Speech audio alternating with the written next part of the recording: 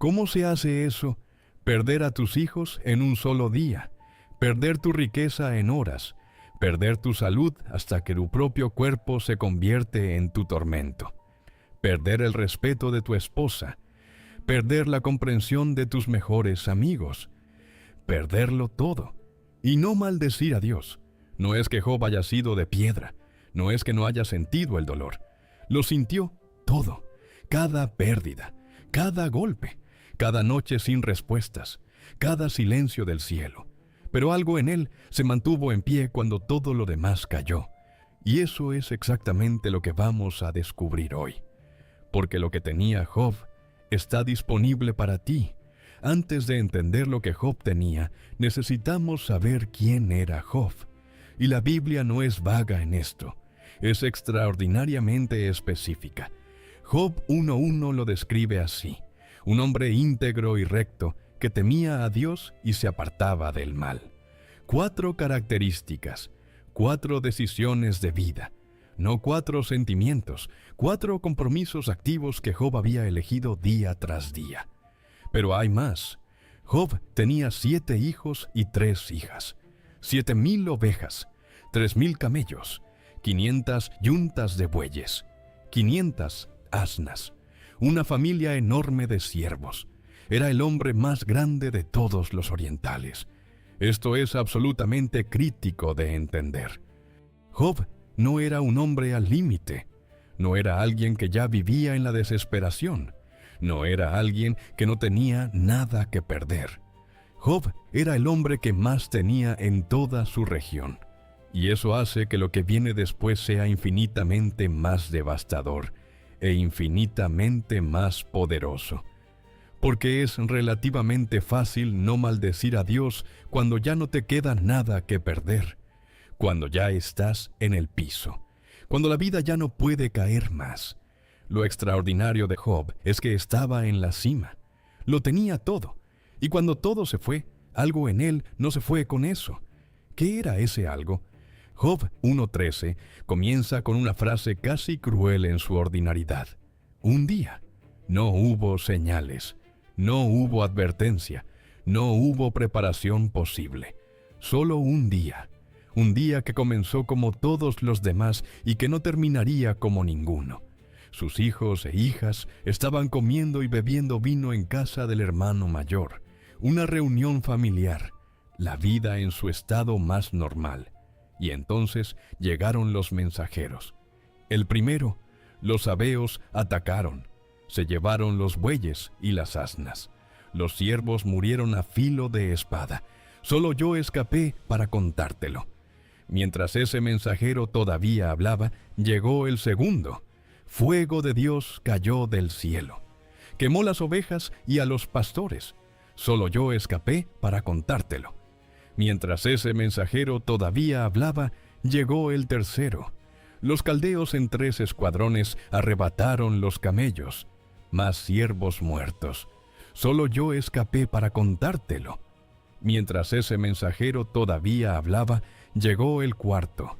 Un gran viento del desierto golpeó las 4 esquinas de la casa donde estaban tus hijos comiendo. La casa cayó sobre los jóvenes. Todos murieron. Solo yo escapé para contártelo. 4 mensajeros, 4 golpes, uno detrás del otro sin pausa, sin tiempo para respirar, sin espacio para procesar el anterior antes de recibir el siguiente. En el tiempo que dura una conversación, Job perdió su fortuna, sus empleados, su ganado y sus 10 hijos. ¿Qué hace Job? Se levanta, rasga su manto, rapa su cabeza, se postra en tierra y dice estas palabras que llevan 3,000 años deteniendo el aliento de quienes las leen. Desnudo salí del vientre de mi madre, y desnudo volveré allá. El Señor dio y el Señor quitó. Sea el nombre del Señor bendito. No lo entendió, no lo explicó, no lo justificó, no fingió que no dolía, lo bendijo. En el momento de mayor devastación de su vida, bendijo el nombre de Dios. ¿Cómo? La respuesta no está en el momento de la pérdida. Está en un versículo de Job 1 que casi nadie enseña, que casi nadie nota, que está ahí, quieto, pequeño, sin dramatismo, y que lo explica absolutamente todo. Job 1:5. Cuando los días del festín habían pasado, Job enviaba a sus hijos para santificarlos. Se levantaba de madrugada y ofrecía holocaustos según el número de todos ellos. Porque decía Job: quizás han pecado mis hijos y han maldecido a Dios en sus corazones. Y entonces viene la frase: esto hacía Job continuamente, no cuando tenía ganas, no cuando las circunstancias eran perfectas, no cuando el estado de ánimo lo acompañaba, no en los retiros espirituales especiales, no en los momentos de crisis, cuando de repente Dios se vuelve urgente, continuamente, en lo ordinario, en lo rutinario, en los días donde no pasaba nada extraordinario. Job tenía una práctica espiritual construida en el tiempo silencioso que funcionaba independientemente de las circunstancias que vendrían después. ¿Recuerdas a David en el campo de pastoreo?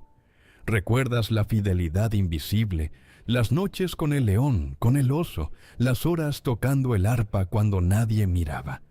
Job tenía lo mismo, solo que expresado en otra dimensión, como padre, como cabeza de familia, como hombre que cada mañana antes de que el mundo despertara ya estaba de rodillas.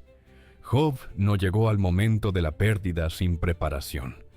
Llegó con décadas de práctica espiritual continua que había formado en él algo que ninguna circunstancia podía destruir, porque lo que se construye en lo ordinario es lo único que sobrevive lo extraordinario. Pero aquí es donde la versión superficial de la historia de Job comete su error más grande.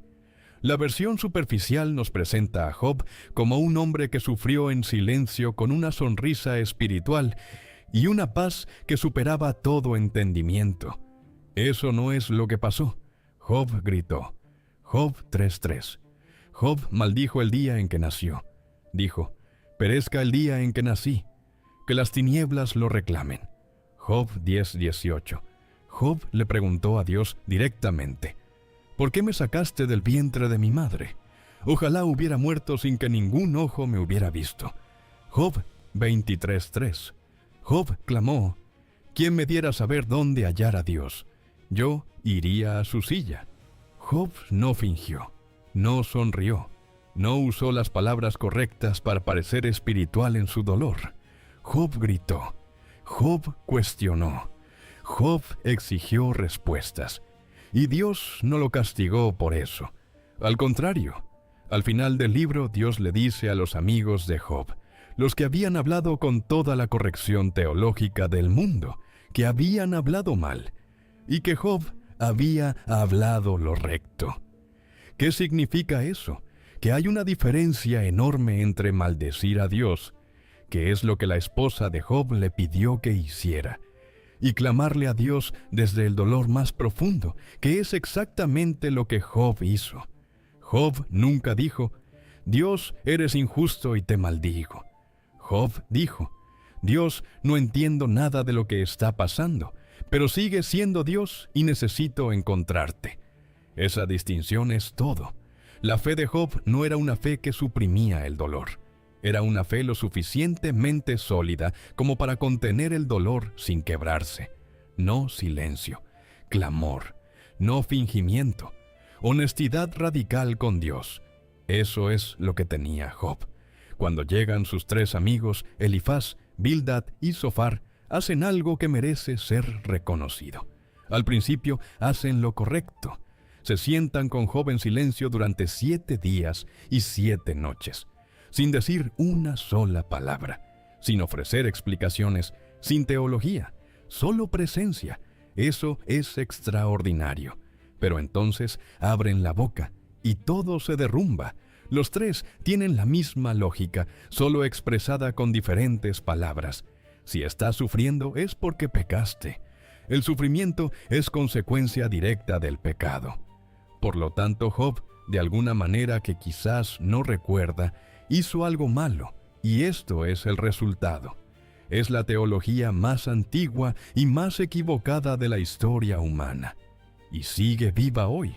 La escuchas cuando alguien te dice: si tuvieras más fe, estarías sanado.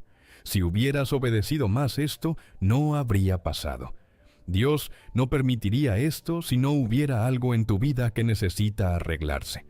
Los amigos de Job usaban el nombre de Dios, citaban verdades teológicas reales, pero llegaban a conclusiones completamente equivocadas. Y Dios, al final del libro, lo deja absolutamente claro. Mi ira se encendió contra ti y tus 2 compañeros, porque no habéis hablado de mí lo recto como mi siervo Job. ¿Dios defendió a Job? No porque Job tuviera todas las respuestas, sino porque Job tenía una visión de Dios lo suficientemente grande como para contener el misterio, mientras sus amigos habían reducido a Dios a una fórmula simple y cómoda.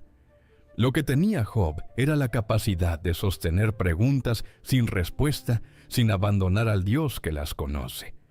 Cuando Dios finalmente habla a Job, no responde ninguna de sus preguntas, no le explica el sufrimiento, no le da los porqués, no le ofrece una justificación ordenada de lo que pasó.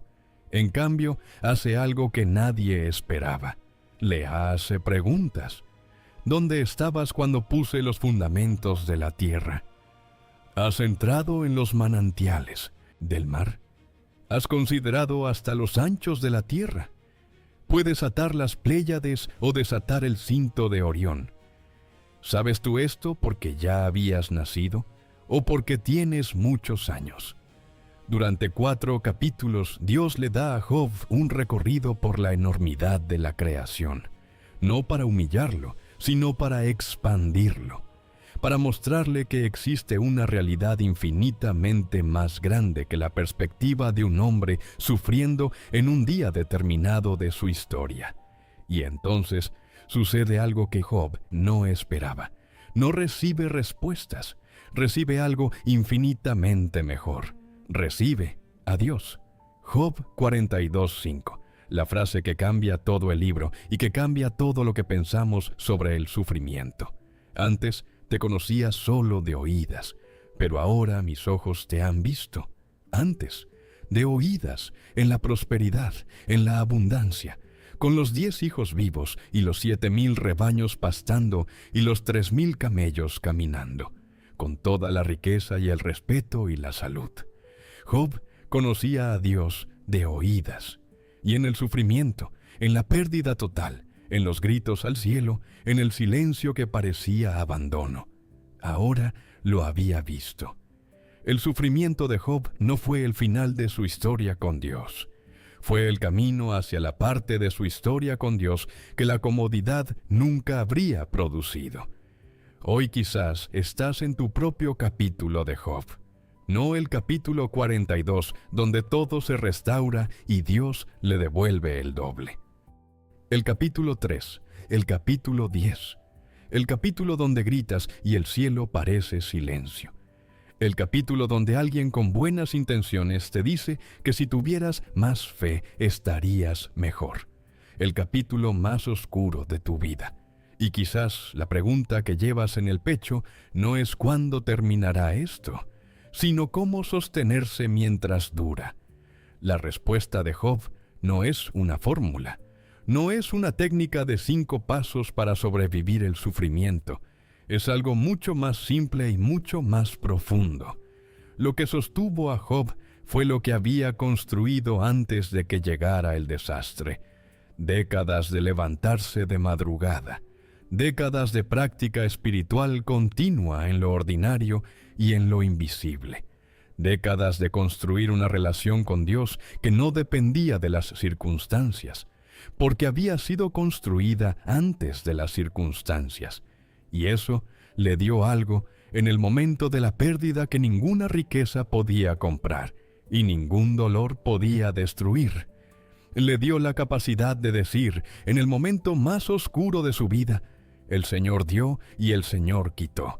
Sea el nombre del Señor bendito. No porque no doliera, sino porque tenía algo que el dolor no podía alcanzar. ¿Qué estás construyendo tú hoy en lo ordinario? ¿Qué estás construyendo cuando no hay crisis, cuando no hay urgencia, cuando nadie está mirando? Porque lo que construyes ahí es lo único que permanecerá cuando llegue tu capítulo difícil. Y llegará. Para todos llega. La pregunta no es si vas a tener tu capítulo de Job.